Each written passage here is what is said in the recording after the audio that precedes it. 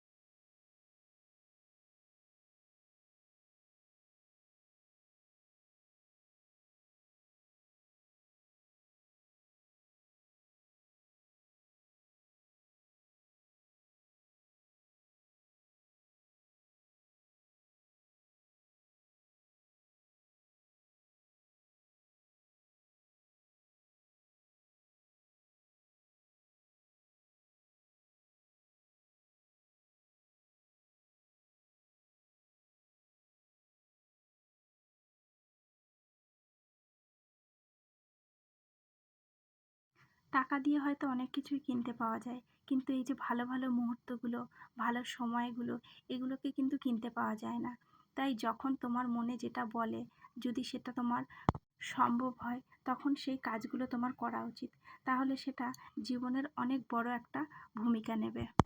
সত্যি কথা বলতে আমরা তো মানুষ না, আর মানুষের জন্মেছি যখন, মানুষের জীবনেই সব কিছু থাকবে, অন্য কোনো প্রাণীর জীবনে তো থাকতে পারে না। তার জন্য আমাদের এই মুহূর্তগুলো সারা জীবন যাতে সময় হিসাবেই যেন থেকে যায়।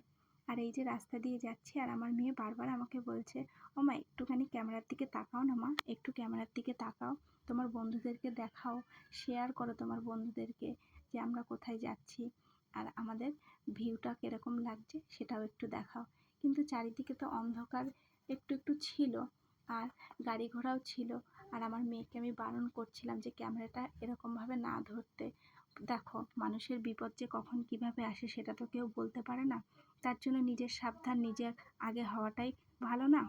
কিন্তু হ্যাঁ, ওর কথাটা যদি আমি আজকে না শুনতাম তাহলে হয়তো এই মুহূর্তগুলো তোমাদের সাথে শেয়ারই করতে পারতাম না।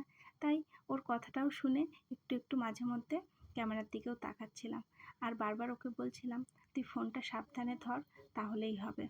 ব্যাস, এই যে যাচ্ছি, যেতে যেতে আমরা প্রায় একটা চায়ের দোকানে চলেই এসেছিলাম। সেই ক্লিপটা না আমি স্কিপ করে গেছি, কিন্তু আমি তোমাদের সাথে শেয়ার করছি। সেই দোকানে গিয়ে আমরা দেখি ওখানে ডিম আরও অন্যান্য অনেক খাবার আছে, তার সাথে চাটাও আছে। কিন্তু আজকে জানো তো আমার একাদশী, আর আমি একাদশীর দিন বাইরের খাবার তো খাই না, এমনকি আমি বাড়িতেও যেটুকুনি প্রয়োজন সেটুকুনি খাই, এর বাইরে খাই না। তাই ওই দোকান থেকে না খেয়ে আমরা বেরিয়ে এসে অন্য দোকানে চলে আসলাম। এই যে এই দোকানটাতে আমরা এখন চা খাবো। এই দেখো আমার হাতে চায়ের কাপটা দিয়ে দিয়েছে। দেওয়া মাত্রই আমার মেয়ে বলছে, ওমা একবার ক্যামেরার দিকে তাকাও না, তোমার একটা ভিডিও নিই। সত্যি বলতে এত রাত হয়ে গেছিল না, চারিদিকে সব দোকান বন্ধ হয়ে গেছিল, আর এই দোকানটাও বন্ধ হয়ে গেছিল। তাই যে দোকানের ভেতরে বসে চা খাবো সেই উপায়টা ছিল না। তাই কি আর করব, গাড়ির সিটের উপরেই চায়ের কাপটা রেখে দিয়েছি। আমার দেখা দেখি তোমার দাদাভাইও চায়ের কাপটা রেখেছে, আর মেয়ের জন্য একটা সফট ড্রিঙ্ক কিনে দিয়েছে, সেটাও তোমার দাদাভাই ধরে রেখেছে। মেয়ে বলছে বাবা ওটাও ধরে রাখো, ওটারও একটা ভিডিও নিয়ে নিই। এই দেখো আমরা দুজন এখন চায়ের কাপটা হাতে নিয়ে চিয়ার্স করে নিয়ে চায়ে চুমুক দিয়ে নিয়েছি। সত্যি বলতে চাটা না খুব সুন্দর ছিল। আর এই যে আমরা যখন চা খাচ্ছিলাম পাশ দিয়ে কিছু লোক হেঁটে যাচ্ছিল আর বারবার আমাদের দিকে তাকিয়ে দেখছিল আমরা কি করছি। তোমরাই বলো, আজকের ডেটে দাঁড়িয়ে কেউ কারোর পেছনে তাকিয়ে দেখে? সেটা করাটাও উচিত না। ব্যাস, আমাদের চা খাওয়াটাও কমপ্লিট, আর আমরাও বেরিয়ে চলে এসেছি দোকান থেকে আমাদের বাড়ির গন্তব্যের দিকে। রাস্তাটা দিয়ে যাচ্ছি আর দেখছি রাস্তাটা কত সুন্দর লাগছে। আর দিনের বেলায় জানো তো এই রাস্তাগুলো পুরোটাই জ্যামে ভর্তি থাকে, তখন আর যাওয়াই যায় না, এত পরিমাণে সিগন্যাল হয় যে তখন আর বেরোতেও ইচ্ছা করে না। কিন্তু কি করা যাবে, মানুষের জীবনে তো ব্যস্ততা থাকবেই, সবাইকে সবার গন্তব্যে পৌঁছাতেই হবে। আমার মেয়ে যাচ্ছে আর বলছে মা যখন আমাদের রবিবারে স্কুল ছুটি থাকবে তখন কিন্তু আমরা এরকম রাতের বেলা করে ঘুরতে চলে আসব। আর সেকেন্ড স্যাটারডে আর লাস্ট স্যাটারডে ওটা তো থাকছেই, ওই দিনগুলোতেও কিন্তু আমি ঘুরতে বেরোবো। ব্যাস, বাচ্চারা তো একটু ঘুরতে ভালোবাসবেই, তারা আর এর থেকে বেশি কি চায় বলো? ওদের এই ভালো লাগাটা কিন্তু অনেক মূল্যবান। ব্যাস, এই যে যাচ্ছে আর আমার মেয়ে একটু করে করে ক্লিপ নিচ্ছে। প্রায় অনেকটাই কাছাকাছি আমরা চলে এসেছি, আর কিছুটা গেলেই আমাদের বাড়ি চলে আসবে। জানো তো আমার মেয়ে না ছবি তুলতে ভিডিও করতে খুব ভালোবাসে, ক্যামেরার প্রতি ওর যেন আলাদাই একটা ভালোবাসা আছে। আর যখনই আমরা বাইরে বেরোই কখনো কোথাও যাই বা বাড়িতেও যখন ও ফ্রি টাইমে থাকে, ওর হাতে কিন্তু ফোনটা থাকে শুধু ছবি তোলার জন্য। এই যে পাশে এটা কি বলতে পারবো না, আমার মেয়ে বলছে মা দেখো কি সুন্দর লাগছে, এই বলে ওখানকার ভিডিওটাও আমার মেয়ে নিয়ে নিল। এই দেখো রাত হয়েছে আর অটোগুলো সব এখানে দাঁড়িয়ে রয়েছে, আর দিন যখন হবে না এই অটোগুলোও কিন্তু অটোগুলোর গন্তব্যে পৌঁছে যায়। আমাদের বাড়িতে ওদিকে কিন্তু অটোর আছে, কিন্তু অনেক টোটোরও ব্যবস্থা আছে, কিন্তু এদিকে তো টোটো নেই, এদিকে শুধু অটোই আছে। আর এই যে দোকানটা দেখছো এটা হচ্ছে সবজির দোকান, এখান থেকে আমরা সবজি নিই। আর তোমার দাদাভাই জিজ্ঞেস করছে এখন সবজি দেবে কিনা, কিন্তু অনেক রাত হয়ে যাওয়ার কারণে ওরা বলছে না তুমি সকালে আসো, সকালে নিয়ে যাও, এখন তো দোকান প্রায় বন্ধই হয়ে গেছে। আর যেই শোনা অমনি বাড়ির দিকে তোমার দাদাভাই নিয়ে চলে আসছে।